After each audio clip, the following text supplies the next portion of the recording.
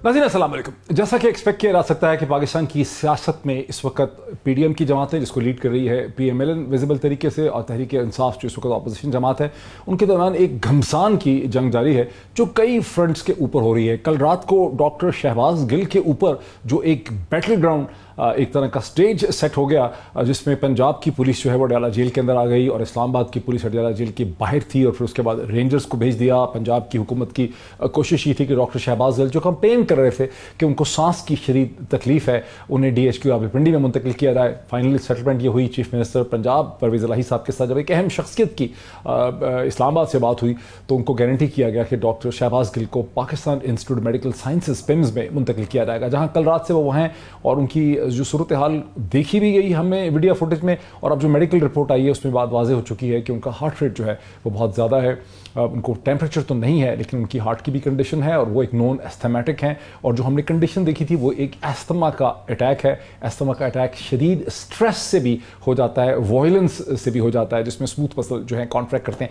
ये एक ऐसे इमेजेस हैं जिन्होंने इस्लामाबाद में पीडीएम की जो हुकूमत है उसकी साख को और उसकी पोलिटिकल रेपुटेशन को बड़ा नुकसान पहुँचाया है। बहरहाल यही एक इशू नहीं है, हर तरह से ही एक लड़ाई की सी कैफियत है। अब से थोड़ी देर पहले former prime minister Imran Khan ने एक सेमिनार से खिताब किया आज़ादी सहाफ़त के हवाले से। वहाँ अयाज अमीर साहब जो हैं वो भी थे, पाकिस्तान के नॉन कॉलमिस्ट, जिनको एक ऐसे ही सेमिनार में जब उन्होंने शिरकत की और उन्होंने कुछ बातें की तो लाहौर में उनको 6 लोगों ने मारा पीटा ज़द-ओ-कूब किया था। लेकिन आज अयाज अमीर साहब ने वहाँ पर यह कह डाला कि इमरान खान साहब पे तनकीद में उन्होंने बात की, लेकिन उन्होंने कहा कि आपने दर हकीकत पाकिस्तान की सियासत का जो एक कलेक्टिव इमेजिनेशन है पाकिस्तानी कौम की उसको आपने कैप्चर कर लिया है। क्या वाकई उन्होंने कैप्चर कर लिया? इस हवाले से भी बात करेंगे। शहबाज गिल की क्या सूरत हाल है, क्या ये मामला आगे चलेगा, गद्दारी साजिश, उस पर भी बात करेंगे। लेकिन सबसे पहले मैं आपको एक क्लिप दिखाता हूँ जो पाकिस्तान के फॉर्मर इंफॉर्मेशन मिनिस्टर जिससे सेक्रेटरी इंफॉर्मेशन है जनाब फवाद चौधरी साहब, उन्होंने एक प्रेस टॉक की जिसके साथ Imran Ismail former governor of Sindh भी बैठे हुए थे। ज़रा सुने कि फवाद चौधरी साहब ने क्या इल्ज़ाम लगाया पीडीएम की जमातों पर।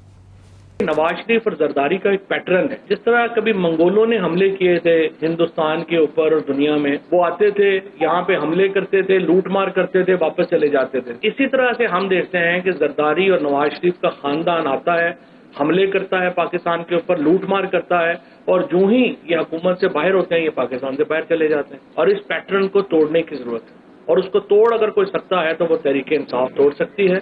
तहरीक इंसाफ के रास्ते में रोड़े अटकाए जा रहे हैं ये कह के कि ये तो देखें ये तो पाकिस्तान की फौज के खिलाफ है। वजीर दफा ने हद ही कर दी। उन्होंने कहा कि पाकिस्तान की जो सबसे बड़ी सियासी जमात है तहरीक इंसाफ, वो हिंदुस्तान के साथ पार्टनरशिप कर रही है। कोई अकल वाला आदमी जिसमें जरा सी भी अकल हो, क्या वो ऐसी बात करेगा? हिंदुस्तान के इल्ज़ाम तो पाकिस्तान पे सब में लग चुके हैं, शायद ही कोई ऐसा पाकिस्तानी सियासतदान हो जिस पे हिंदुस्तान की इल्ज़ाम जो है वो ना लगे हों।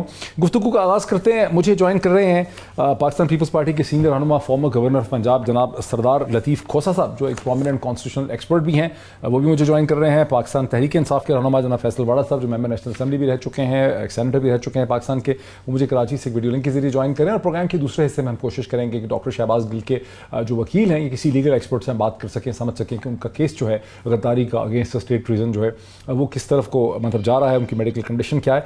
लेकिन अगर मैं सीधा आ सकूं सरदार लतीफ़ खोसा साहब की तरफ। खोसा साहब अस्सलाम वालेकुम। वालेकुम अस्सलाम। खोसा साहब, आपके साथ प्रोग्राम करने का बड़ा मजा आता है। नाम तो आपका बड़ा खतरनाक है, सरदार भी है, उसके अंदर खोसा भी है, और ऐसा लगता है कि आपको बड़ा एक तारीखी किस्म का नाम है कि आगे पीछे आपके डाले चलते होंगे, पुलिस की वैन और गाड़ियाँ वाड़ियाँ चलती होंगी। आपसे बात करना ख़तरनाक है, लेकिन मज़ा इसलिए आता है आपके साथ प्रोग्राम करने का कि आप इंतहाई मॉडर्न शख्सियत हैं, कॉन्स्टिट्यूशनल एक्सपर्ट हैं, लॉजिक पे बात करते हैं, कभी नाराज़ नहीं आप होते। मुझे आपसे पूछना ये है कि अयाज अमीर साहब, जो एक तरह से मैं समझता हूँ कि पाकिस्तान के जॉन मर्शेमर हैं या Henry Kissinger in terms of ideas, उन्होंने अभी थोड़ी देर पहले 1 घंटे सेमिनार में ये कहा है, बड़ी उन्होंने तनकीद भी की इमरान खान पे, लेकिन इमरान खान सामने बैठे थे, उन्होंने कहा कि आपने जो एक्चुअल कॉन्ट्रीब्यूशन की वो ये की कि आपने पाकिस्तान की कलेक्टिव इमेजिनेशन को कैप्चर कर लिया है। वो लोग जो लाहौर, कराची, इस्लामाबाद के शहरों में रहते थे, जो पाकिस्तान की सियासत से लाताल्लुक़ थे, उनके जहनों को आपने कैप्चर कर लिया है और उनको आपने सड़कों पे निकलने पे रात के 12 बजे मजबूर कर दिया है। इस पे आपका क्या रिएक्शन, रद्द-ए-अमल? देखें मुईद, इसमें कोई शक नहीं है। वैसे तो आपने जो मुझे वैसे ही डिफेंसिव कर दिया मेरी तारीफ करके, जिसके लायक मैं बिल्कुल भी नहीं हूँ। मैं तो एक दरवेश, मेहनत कश और बड़ा ही आजिज इंसान हूँ, यकीन कर रहे हैं।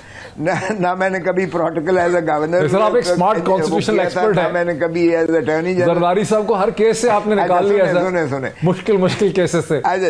वो यार, वो मेरी जान, वो मेरा प्रोफेशनल जो है वो पैशन है। यकीन करो मेरा पैशन है, प्रोफेशन, इसलिए वो मेरी कोई कमाल नहीं है, उसमें तो सारी जिंदगी लगाई है। अच्छा, बाकी ये जो है बिल्कुल सही कहा यार, अमीर साहब ने बहुत सही कहा। लेकिन सवाल ये है कि मोहतरम इमरान खान साहब ने एक कमाल का बयानिया बनाते हैं, कमाल का उस पर यू टर्न मारते हैं और कमाल की फिर उसकी तजदीद करते हैं, और वो कल्ट जो है ना, वो हर हालत में उनके पीछे जो है ना खड़ी होकर लब्बैक कहती है। ये बिल्कुल इसमें कोई शायबा नहीं है कि उन्होंने एक बयानिया बनाते हैं, उसको लेके चलते हैं। जिस तरीके से उन्होंने एक फॉलोइंग बनाई है, बहुत अमेजिंग है।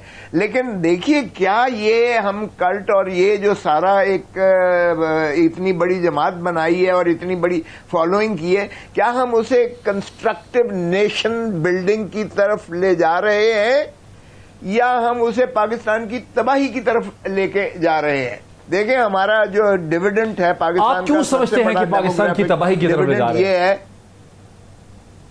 सुन लेना, यही मैं कहने लगा हूं। देखें, हमारा जो सबसे बड़ा पाकिस्तान का दुनिया में सबसे बड़ा जो एडवांटेज और डिविडेंड है, वो ये है कि हमारी जो यानी हमारी आबादी है, उसका 70% के करीब जो है 35 साल से कम उम्र पर हमारी जो है ह्यूमन रिसोर्स है। 35 उम्र से कम। दे आर वेरी इनविगोरेटेड, पैशनेट, और ये बहुत जज्बाती और बहुत ताकतवर ये है। दुनिया में ये रेशो किसी के पास नहीं है। तो हमने इनको, यार मैं जब चांसलर था तो मैंने बड़ी कोशिश की कि यूनिवर्सिटीज में भी हम उसी तरीके से इनको कंस्ट्रक्टिव नेशन बिल्डिंग की तरफ लेके जाए। मैंने वाइस चांसलर को बुलाया बार, कब उसमें मैं किसी और बात में आपको बाद में बताऊंगा। लेकिन बात यह है कि क्या मोहतरम इमरान खान साहब उनको सही सिमत में लेके जा रहे हैं, या अब आप आज ही का देखिए, स्टेप ऑफ आज का जो हुआ है, पंजाब पुलिस और इस्लामाबाद पुलिस आमने सामने मुतहारिब होकर खड़ी हो गई। आपके सारा दिन चैनल ने जो क्या दिखाया कि जी एक सूबाई कुव्वत जो है रियासत की और एक मरकजी कुव्वत रियासत की आपस में मुतहारिब है और लड़ रहे हैं, और इस तरह से लड़ रहे हैं कि कौम तमाशा देख रही है और अदालतों का मजाक बना हुआ है, अदालतों के अहकामात की धज्जियां हुई।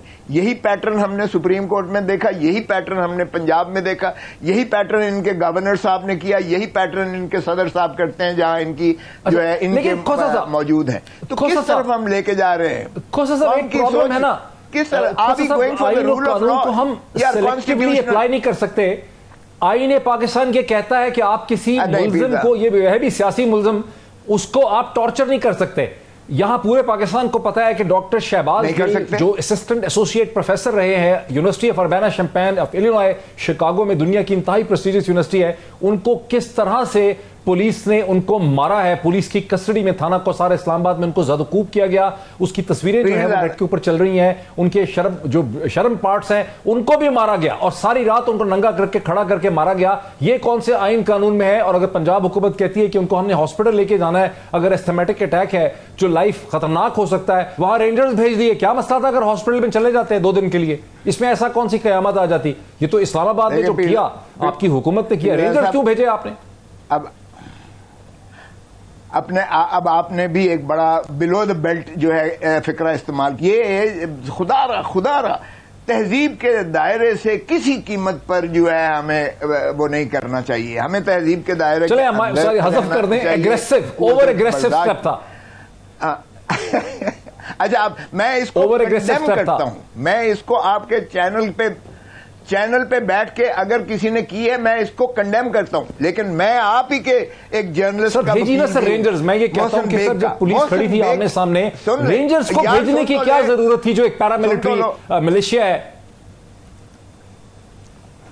अब मुझे क्या बताएं, अगर पुलिस और पंजाब पुलिस और मुतहारिब, ये तो सारा ही यही होता है। मोहतरम इमरान खान का स्टाइल ही है। असद कैसर साहब वो जो है नबुर्दाज मारे, जब रेंजर्स आई और जेल की बैगने आई तो तब उन्होंने जो है अयाज सादिक को दिया और कहा कि चलें। ये तो उनका स्टाइल है।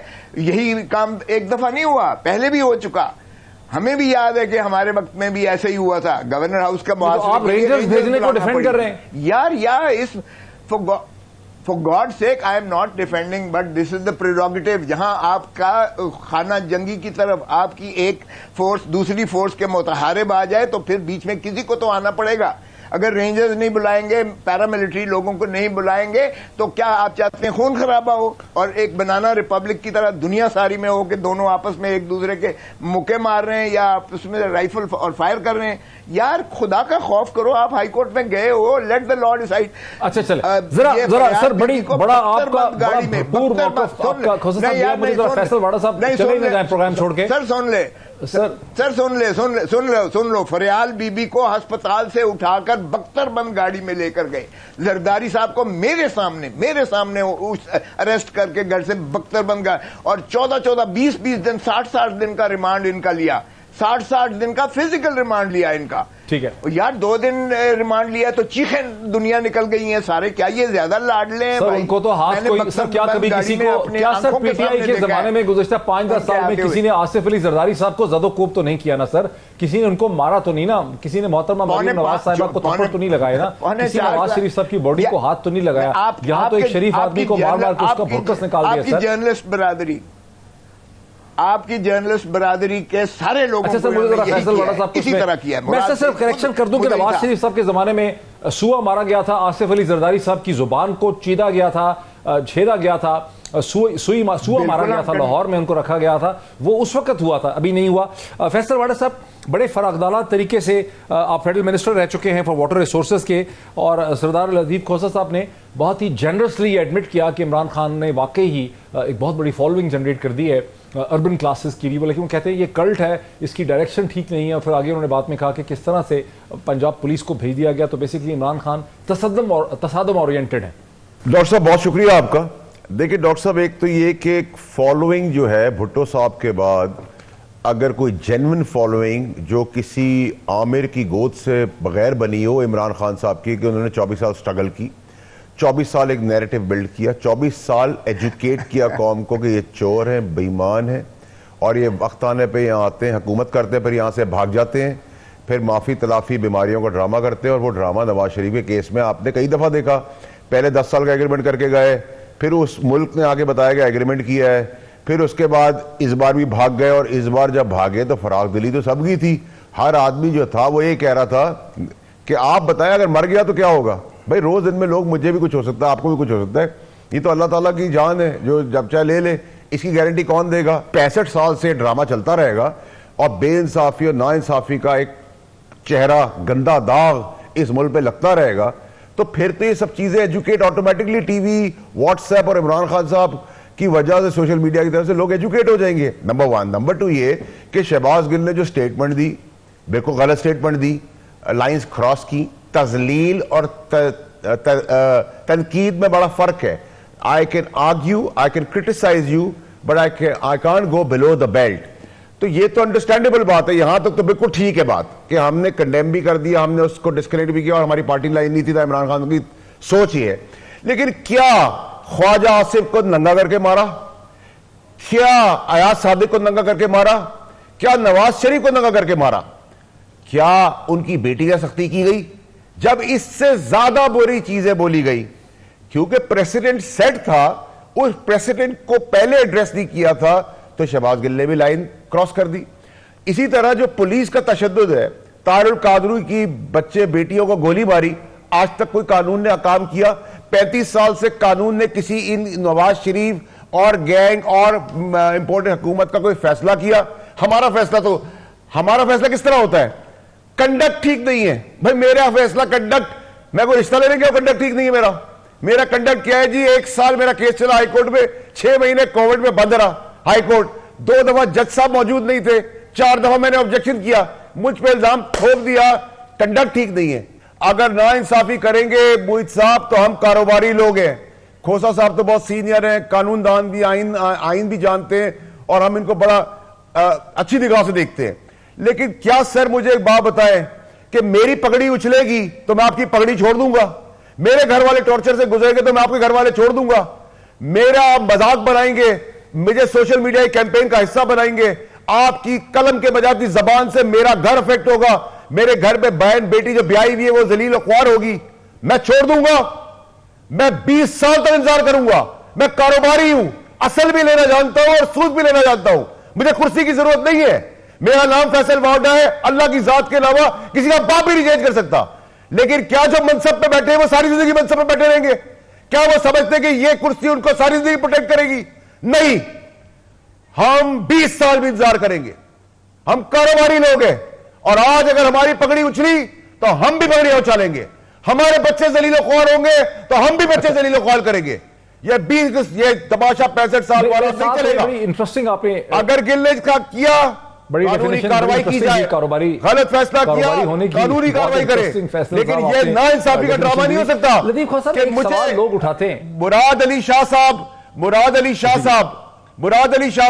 नहीं सुने डॉक्टर साहब, मुराद अली शाह साहब और मेरा केस सिमिलर है, सादिया अब्बासी खाकान अब्बासी की बहन का केस सिमिलर है, मरहूम रहमान मलिक साहब का केस सिमिलर है। उनके लिए कानून कुछ और, इलेक्शन कमीशन का कानून कुछ और, हाई कोर्ट का कानून कुछ और, मेरे लिए कुछ और। जबकि आज दर्जनों सुप्रीम कोर्ट की वर्डिक्ट्स हैं, धज्जियां उड़ा दी सबकी। क्यों? क्योंकि मैं वोकल था, मैं इमरान खान के करीब था, खड़ा था, इस स्टेटस को के खिलाफ आवाज उठा रहा था। कितना मुझे करेंगे? कुर्सी ले लो। क्या मेरा रिस्क भी तुम ले सकते हो? क्या मेरा तुम नाम भी ले सकते हो? क्या मेरी जिंदगी मौत का भी फैसला तुम कर सकते हो? कुछ नहीं कर सकते तुम। ये सब अल्लाह के हाथ में है। मैं जहां खड़ा था वह खड़ा हूं। हां, सुप्रीम कोर्ट पे हमारा तकिया है, उस पर भरोसा करते हैं, उसकी इज्जत करते हैं, उसके आगे उसके कामात की इज्जत करते हैं। लेकिन जरा अब रुके, मेरे साथ रहे, थोड़ा सा कूल डाउन भी हो जाए, मेरे साथ रहें। खोसा साहब, ये बात मुसलसल उठाई जा रही है गुज़िश्ता 72 घंटों से कि कानून की जो सिलेक्टिव एप्लीकेशन है, जैसे जो कुछ ख्वाजा आसिफ साहब ने कहा वो कहीं ज़्यादा काबिल एतराज़ था, बहुत ही सख्त उन्होंने बातें की, वो डिफेंस मिनिस्टर बन गए।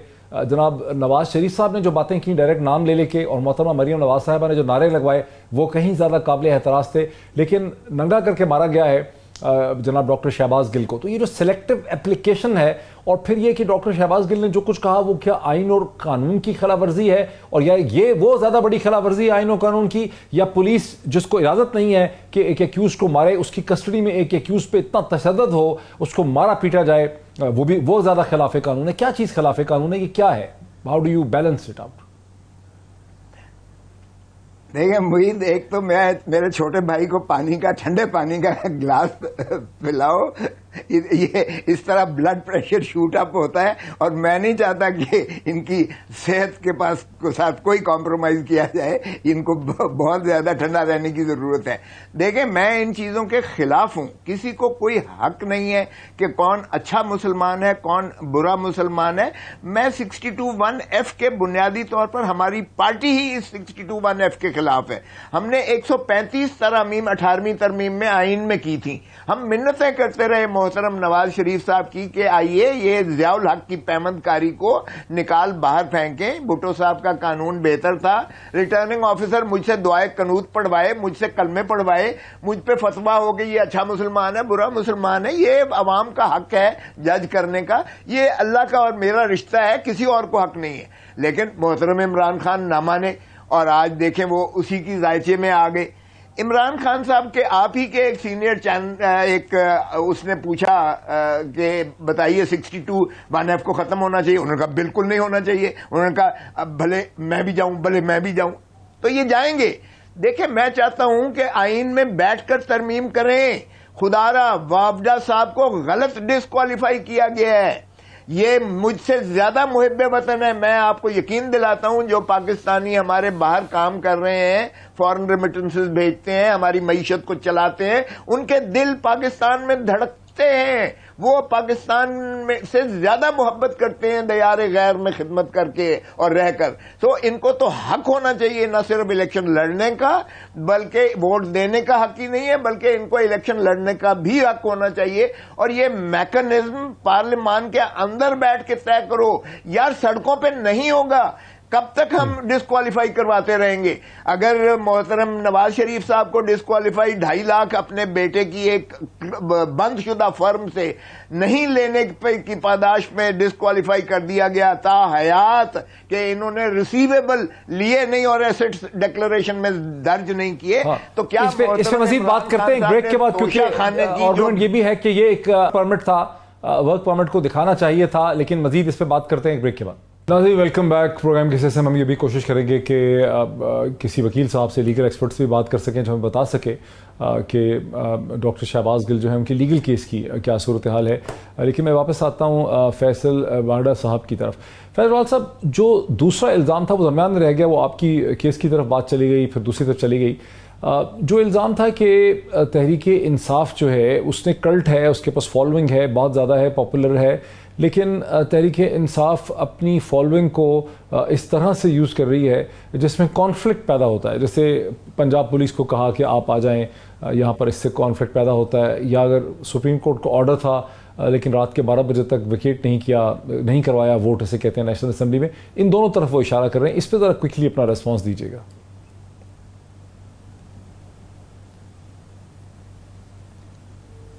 डॉक्टर साहब, एक तो मैं शुक्रिया अदा करता हूं खोसा साहब का, और ये उनकी डिसेंसी है कि एक ओपोनेंट पार्टी में बैठ के भी वो आईनी एक्सपर्ट और कानूनी एक्सपर्ट होकर बता रहे हैं कि मेरे केस में फैसला गलत दिया गया, और मैं उनको अप्रिशिएट करता हूं, उनको शुक्रिया अदा करता हूं। नंबर 1। नंबर 2 ये कि देखें, सुप्रीम कोर्ट की, जैसे मैंने अभी भी कहा, इवन मेरे साथ इनजस्टिस हुआ, लेकिन सुप्रीम कोर्ट की ऊपर हमारा तकिया और सुप्रीम कोर्ट की मनोमन फैसले की कंस्ट्रक्टिव ओबीडियंस दिखाई जाएगी और ओबे किया जाएगा उनके ऑर्डर्स को।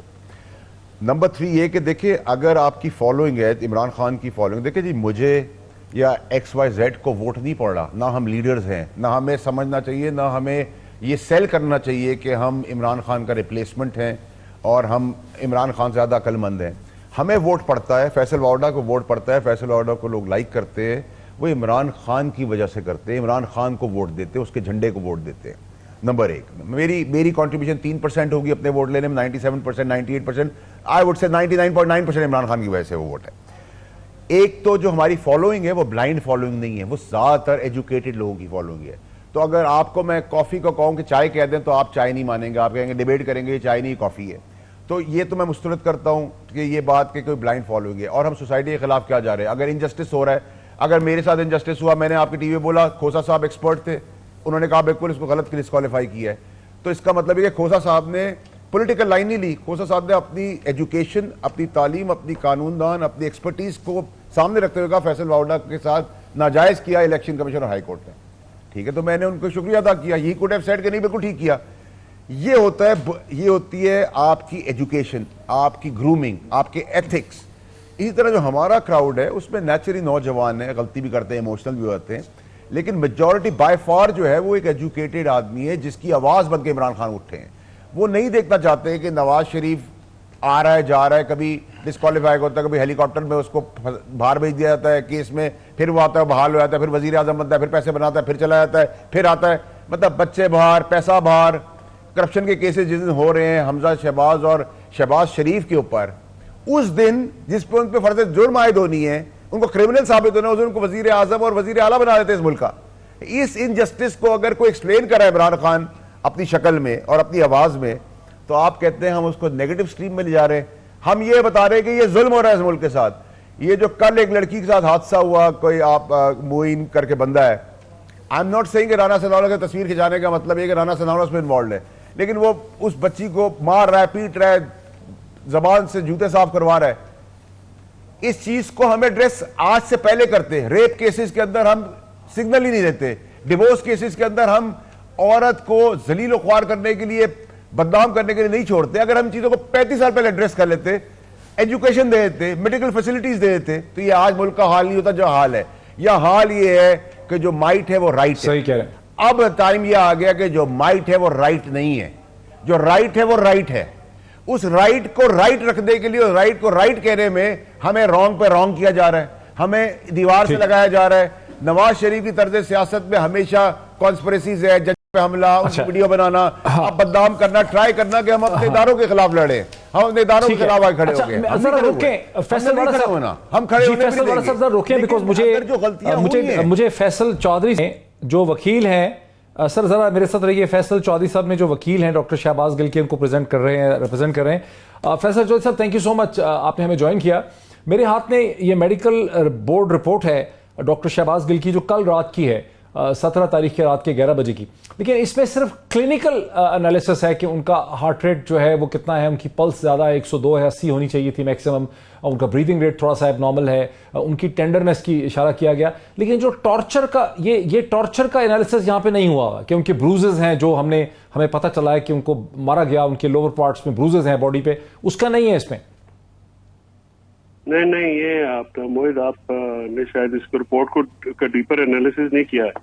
ये बिल्कुल आप सही कह रहे हैं कि ये जो है वो एग्जामिनेशन रिपोर्ट तो बिल्कुल उनकी जो जब जाते हुए वही हुई है, और ये आज भी जो है ना वो सारी रात लगे रहे। इसकी आप जो नंबर 2 एग्जामिनेशन का जो नंबर 2 पॉइंट है, उसमें जो टेंडर जो टिश्यूज हैं, टेंडर जो हुए हैं वो सारे रेप्चर हुए हैं, और वहां पे वो ब्रूजेज अपना दर्द है उनको, और वो सारा वो क्यों है उसकी ये जो प्रिम्स की रिपोर्ट है, इसको कल मैंने डॉक्टर्स के साथ अपने कंसल्ट किया है, मेडिकल ऑफिसर्स के साथ, उन्होंने मुझे बड़ा डिटेल में बताया है कि यहाँ पे ये सारा जो है, और इस पे आप ट्विटर पे चले जाएं, ट्विटर के ऊपर जो है वो भी ये बातें मुख्तलिफ लोग कर रहे हैं। अच्छा चले, आप वकील हैं, आप एक ऑफिसर हैं कोर्ट्स के, सुप्रीम कोर्ट के भी, हाई कोर्ट के भी। मैं बिल्कुल आप सही कह रहे हैं, एज अ डॉक्टर मैं इसको पढ़ के सुना देता हूं और समझ आ रही है मुझे आपकी बात, बाकी भी लोग सुन लें।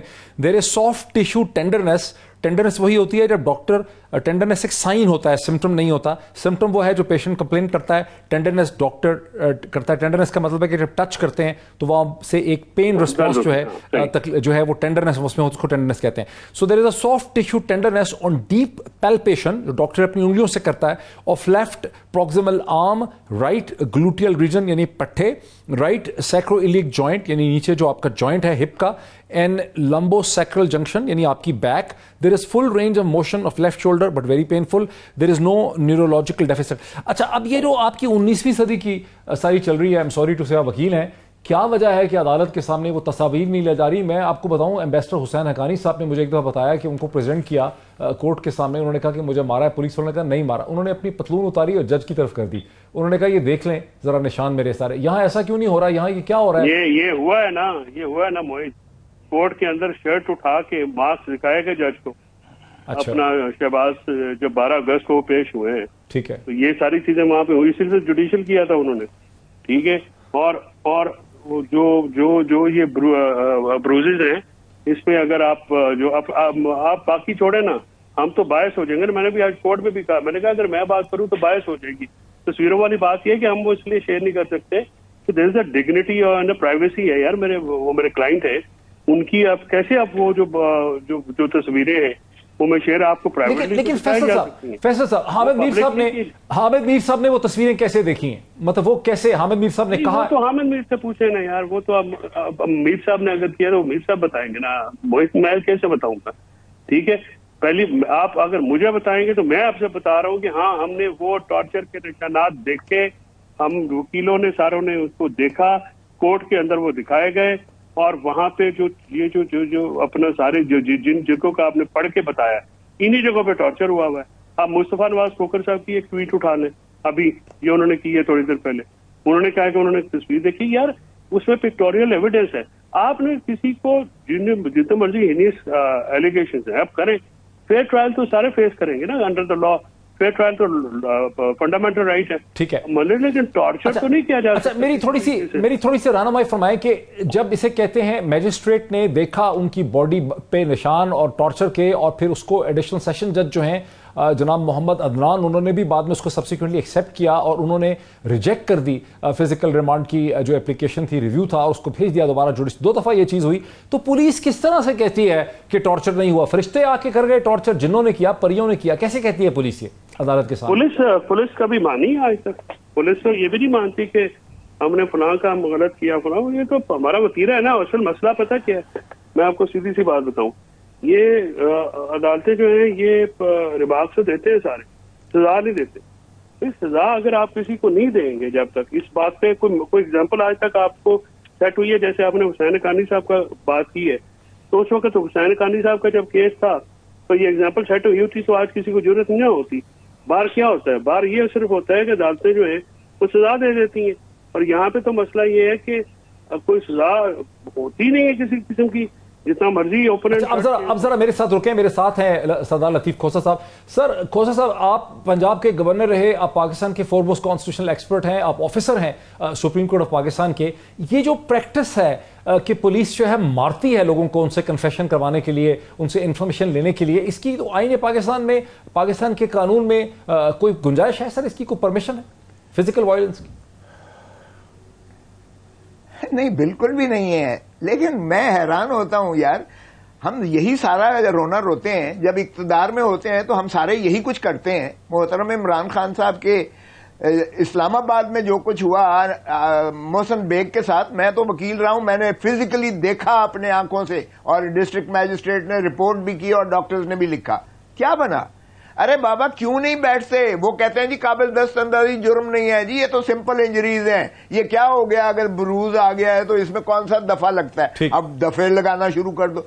देखें मुईद, ये फैसल भी will bear me out, the legislature must seriously ponder on this. किसी को नंगा करके, उसको बरहना करके, उसको सिर्फ उसकी फोटो उतारना या उसको चुपेड़ मारना या लितर चित्रौल मारना, अगरचे हमारे तो काबिल दस्तअंदाजी जुर्म फिर नहीं बनेगा, क्योंकि वो सिंपल इंजरी है और वो काबिल दस्तअंदाजी नहीं है। आप इस्तगासा करते फिर वो सारी जिंदगी लग जाएगी, उसका कुछ भी नहीं निकलेगा।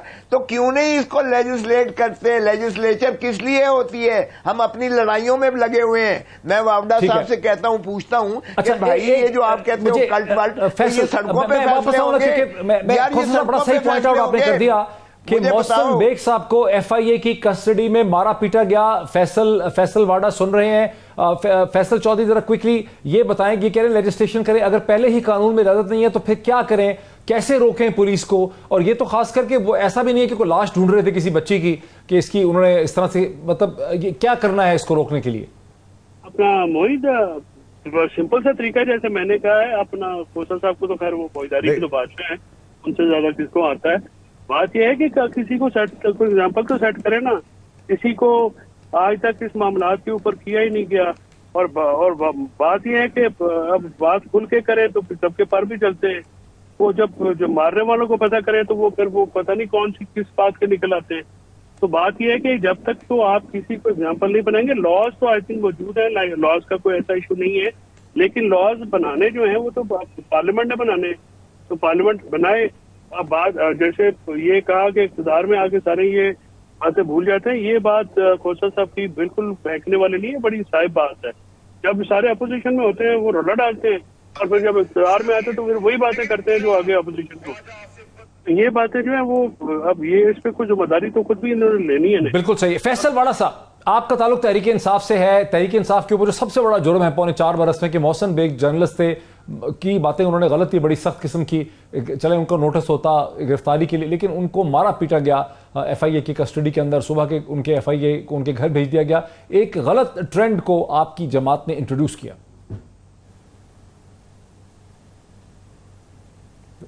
ठीक, देखिए डॉक्टर साहब, गलत तहरीक इंसाफ की हुकूमत में हुआ, नून लीग की हुकूमत में हुआ, जरदारी साहब की हुकूमत, गलत तो गलत है ना, गलत को तो डिफेंड नहीं किया। अगर हमारी हुकूमत में हुआ तो भी गलत किया, लेकिन क्योंकि 35 साल से तरीकेकार चल रहा है, इसको रोकने के लिए कोई है नहीं, बल्कि प्रमोशन होती है ऐसे बंदों की। प्रॉब्लम यह है कि आप रेप केस देख लें, क्योंकि मैं उस कैबिनेट का हिस्सा था। रेप केस में मेडिकल हो गया है, कंफर्मेशन है, लेकिन कोर्ट के अंदर वो रेप से इतनी तकलीफ नहीं हुई जितनी उस सवाल जवाब के साथ उसको रेप किया जा रहा है, उसके मां बाप को रेप किया जा रहा है, उसके बहन भाइयों को रेप किया जा रहा है। उस वक्त कानून का कोई कैमोफ्लेज, कोई हमारे पास तरीकेकार नहीं है। किस तरह आया, कहां पकड़ा, क्या किया, क्या नहीं किया, what is this nonsense? Medical is saying कि ये औरत को रेप किया गया है, एविडेंस मौजूद है। हम कह रहे हैं नहीं, आप बताएं, detail explain, mental torture, character torture. वो औरत कभी शादी नहीं होगी, उसके घर वाले बर्बाद हो गए, वो शक्ल नहीं दिखा सकेंगे। ये क्या तमाशा है? डिवोर्स हुई है, औरत के कैरेक्टर पे छाप लगा दो। भाई अगर औरत किसी पे इल्जाम लगा रही है, फैसल चौधरी पे या वावडा पे, बुरा आदमी फलाना है, एक्सेप्ट इट। तुम तो मर्द हो, सोसाइटी में निकल जाओगे। आपको जरूरी है कि औरत को कह के उसका कैरेक्टर खराब है? कोई लड़की का तशद्दुद करे, उसको रेप करे, उसको उसकी वीडियो बनाए तो कहते हैं इसका चक्कर था। यार भाई चक्कर था या नहीं चक्कर था? औरत मां, बहन, बेटी के रूप में हमारे सबके घरों के अंदर है। Would I tolerate this? No. क्या would I wait for the कानून to do justice? No. Problem यह है कि कानून ही जस्टिस नहीं देता। आप किधर जाएंगे कटहरे के अंदर? आप नॉर्मल केस उठा ले, 20-20 साल से लोग जेलों के अंदर है, क्यों? उन्होंने फाइन नहीं भरी हुई, को उसको रिहा करने का तरीका नहीं है। हमारे जो लेजिस्लेशन के लिए हम सारी ग्रुपिंग्स हुई हुई है, खोसा साहब जैसे 10 आदमी आ जाए लेजिस्लेशन हो जाएगी, फैसल चौधरी जैसे 10 लोग आ जाएंगे लेजिस्लेशन हो जाएगी। अगर आप मुझे बिठाएंगे एक क्रिमिनल, करप्ट, रेपिस्ट, मुल्क के दुश्मन को कि वो एमएलए बन के आ गया, नहीं बैठूंगा। ब्रेक मुझे लेने दीजिए। बात यहां पे ठहरती है कि पाकिस्तान के कानून में किसी को मुल्जिम भी बिल्कुल सियासी नौयत का उसके ऊपर तशद्दुद नहीं हो सकता, उससे स्टेटमेंट लिखवाने के लिए, कन्फेशन करवाने के लिए, इंफॉर्मेशन के लिए। लेकिन उसके बावजूद ये बात अब वाज़ेह है कि डॉक्टर शहबाज गिल जो चीफ ऑफ स्टाफ हैं फॉर्मर प्राइम मिनिस्टर पाकिस्तान के, उन पे इस्लामाबाद पुलिस की कस्टडी में ना जाने किसने, नामालूम अफराद ने, क्योंकि पुलिस कहती है उन्होंने नहीं किया, उन पर तशद्दुद किया गया, उनके तमाम बॉडी पार्ट्स जो है उनको टॉर्चर किया गया। और वो बात अब मेडिकल रिपोर्ट पर सामने आ चुकी है। और ये भी देखिए कि ये मेडिकल रिपोर्ट उनकी जो है ये भी 12 तारीख से जाकर 17 तारीख की रात को हुई है, जब पंजाब पुलिस और रेंजर्स और इस्लामाबाद पुलिस आमने सामने आ गए। यानी एक मेडिकल रिपोर्ट करवाने के लिए भी आपको 2 फेडरल फोर्सेस और एक प्रोविंशियल पुलिस को एक दूसरे पे बंदूकें ताननी पड़ गई। यहां ब्रेक लेते हैं, ब्रेक के बाद आगे चलते हैं। नाज़रीन वेलकम बैक। बात को आके कंक्लूड करते हैं, बात को लेके आगे चलते हैं। कौन साहब, अगर हम मेन पॉलिटिक्स के ऊपर आ जाएं, आपने शुरू में कहा वो एक छोटा सा चीज़ रह गई थी। आपने ये कहा कि तहरीक इंसाफ और इमरान खान कल्ट फॉलोइंग है, बहुत पॉपुलर है, लेकिन ये एक नेशन बिल्डिंग या कंस्ट्रक्शन नहीं कर रहे। ये आप किस बुनियाद पे कह रहे हैं एक ऐसी पार्टी पे जिसने 3 सूबों के अंदर लोगों को इकट्ठा कर दिया, एक आइडिया, एक नज़रिया, एक प्लेटफॉर्म के ऊपर? यानी खैबर पख्तूनख्वा में उनकी फॉलोइंग, पंजाब में उनकी फॉलोइंग, कराची में उनकी फॉलोइंग, तो एक पॉलिटिकल कनेक्ट ऐसा प्रोवाइड कर दिया जैसा जुल्फ़िकार अली भुट्टो ने 1970 से लेकर 1977 तक प्रोवाइड किया, जिसको बाद में आके जनरल ज़ियाउल हक के मार्शल लॉ ने उसको तोड़ा जब पंजाब के अंदर उन्होंने पैरेलल पार्टीज खड़ी की। वरना आपकी पीपल्स पार्टी जो है उसका कनेक्ट था खैबर पख्तूनख्वा से लेकर कराची तक। देखें मुईद, एक बात यह है, फैसल वावडा साहब ने इतनी जज्बातियत के साथ कहा कि हम बिजनेसमैन हैं, हम कभी ये नहीं करेंगे, वो नहीं करेंगे, फलांग नहीं करें। देखें, इंतकाम की सियासत में कोई वो नहीं होती है। हमने अब अगर देखें तो मोहतरम नवाज शरीफ साहब ने जितने केस बनाए थे मोहतरम आसिफ अली जरदारी और बेनज़ीर भुट्टो, नुसरत भुट्टो साहिबा पर, सैफुल, आपको पता ही है सैफुर रहमान जो हल्कान होके हमारे खिलाफ बनाए थे, उसके साथ भी बैठ के 2006 मई में मिसाक जमहूरियत मुंजबित किया था और यही कहा था कि हम एक दूसरे के इंतकाम नहीं करेंगे, पाकिस्तान नफरतों का मुतहम्मिल नहीं है, हम हर एक को जो है 5 साल करने देंगे और कभी हम उससे जो है लाइंस क्रॉस नहीं करेंगे। अब भी जरूरत दोनों चीजों की है, मिसाक मईशत और मिसाक जमहूरियत, दोनों में ये शामिल हो। अगर आप समझते हैं कि सड़कों पर ये मामले फैसला होंगे, अब तबाह हुआ है पाकिस्तान, आपको यकीन करें, मैं मुईद आपको बताता हूं, बलोचिस्तान का जितना इंफ्रास्ट्रक्चर तबाह हुआ है, जितना वहां लोगों की जानें ज़ाया हुई हैं, इमलाक की जानें ज़ाया हुई हैं, फसलें तबाह हुई हैं, उनके जो है वो बागात बह गए हैं, सारा कुछ है, ये मुद्दतें लगेंगी आप उसको इंफ्रास्ट्रक्चर को रीबिल्ड, रिकंस्ट्रक्ट करते हुए। पहले ही उनका मिसिंग पर्सन का बहुत बड़ा इशू है। मुझे बताएं हम क्या पाकिस्तान की खिदमत कर रहे हैं? कराची डूबा पड़ा है, पंजाब का बाकी है, साउथ पंजाब मेरा इलाका डूबा पड़ा है। लेकिन वो जो सवाल था कि आप कह रहे हैं कि ये नेशन बिल्डिंग नहीं कर रहे, डिस्ट्रक्शन कर रहे, मैं तो ये कह रहा हूं कि नेशन बिल्डिंग तो इस लिहाज से कर रहे हैं कि उन्होंने एक नजरिए पे 3 सूबों को जोड़ दिया जंजीर की तरह, तो नेशन बिल्डिंग हुई। कोई नजरिया नहीं है। क्या नजरिया है? क्या नजरिया है? क्या नजरिया है बताओ। देखें, बात यह है कि नजरिया तब है अगर आप मिल के बैठें कि जी देखें हमने इस मुल्क की को आगे कैसे लेके चलना है, मईशत को कैसे हमने करना है, कानून में हमने कैसे जो है तरामीम करनी है ताकि इबहम दूर हो, यूसुफ रजा गिलानी डिस्क्वालीफाई ना हो, नवाज शरीफ डिस्क्वालीफाई ना हो, इमरान खान डिस्क्वालीफाई ना हो। सपोर्ट हासिल कर ली। आप तो कह रहे हैं कि आप सबके साथ जो रीजनल पार्टीज हैं उनके साथ बैठ के लेकर आगे चलें। आप ये कह रहे हैं कि कोऑपरेटिव फ्रेमवर्क बनाए, वो तो एक डिफरेंट चीज है। अपनी प्रेजेंस तो उन्होंने शो कर दी ना 3 सूबों में। फॉर गॉड सेक, यार मजाक ना करो इससे। देखें, आईन और कानून इस चीज का मुतकाजी नहीं है कि कोई कितना ताकतवर है। Nawaz Sharif to third majority थी पार्लियामेंट में, और उसे सादिक और अमीन 62(1)(f) में उड़ा के परे मारा है, ताहयात बैन किया है।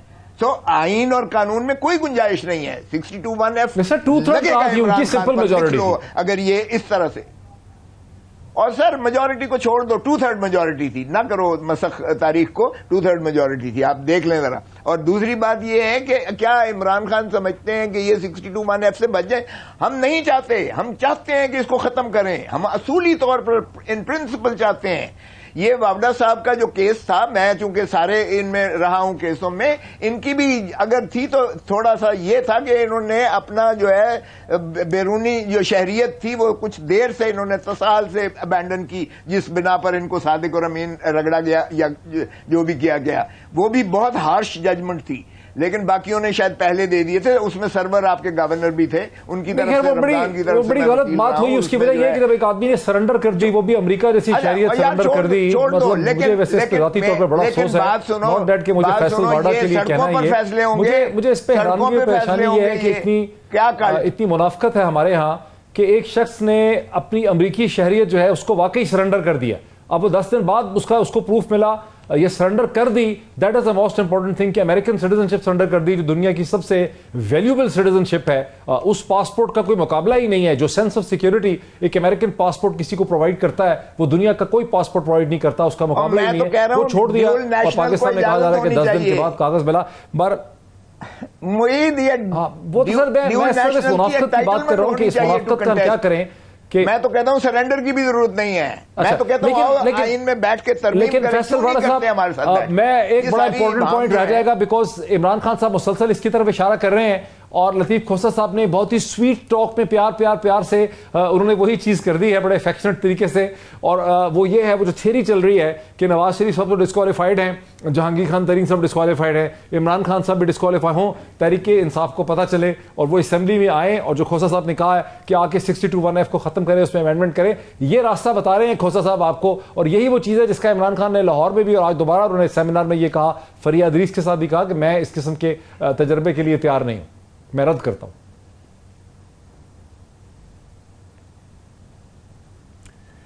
लेकिन डॉक्टर साहब, ये तो हमारे पास तो एक ही ऑप्शन है और उसके अलावा दूसरा ऑप्शन नहीं है, वो इलेक्शंस होंगे। जिसको कौम ने वोट देना है वो वोट दे। वो तो इलेक्शन दे रहे हैं, इमरान खान को डिस्क्वालीफाई करें ताकि इलेक्शन में खड़ा ना हो। इमरान खान ने आने वाले दिनों में 2/3 मेजोरिटी ले रही है। देखिए, इमरान खान को डिस्क्वालीफाई अगर करने की कोशिश करनी है तो करके देख ले, घोड़ा भी है, मैदान भी है, और आपको उसका वो भी मिल जाएगा। इमरान खान कोई नवाज शरीफ थोड़ी है। इमरान खान को, नवाज शरीफ को आप सच्चा साबित नहीं कर सकते, इमरान खान को आप बेईमान साबित नहीं कर सकते। प्रॉब्लम सारी ये है। तो इन दो केसेस में आज जमीन और आसमान का फर्क है। नवाज शरीफ को आप ईमानदार साबित नहीं कर सकते और इमरान खान को आप बेईमान नहीं साबित कर सकते। प्रॉब्लम ये कैसे करेंगे, कितने केसेस में बनाएंगे?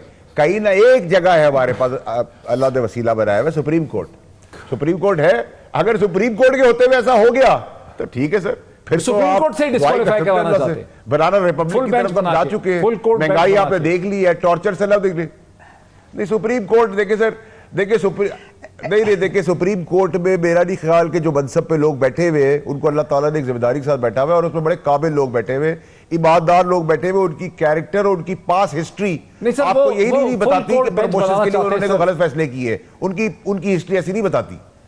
अच्छा सर, फुल कोर्ट बिल्कुल क्लीन और क्लियर है कैरेक्टर वाले लोग। खोसा साहब, आप कॉन्स्टिट्यूशनल एक्सपर्ट हैं और पॉलिटिशियन भी हैं।